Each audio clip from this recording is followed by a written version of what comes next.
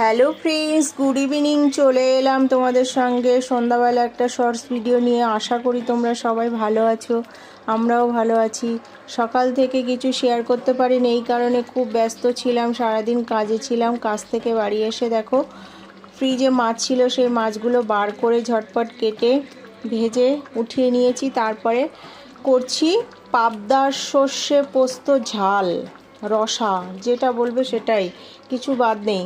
তো এখন মোটামুটি সব মশলা কষিয়ে তোমার মশলা দিয়ে মাছটাকে ভেজে নিয়েছি। তারপর মশলা করে নিলাম, মশলা করে তারপরে মাছগুলো দিয়ে দিলাম। তারপরে কাজু, পোস্ত, সর্ষে আর ওদিক তোমার চালমগজ একটু বেটে অল্প করে দিলাম।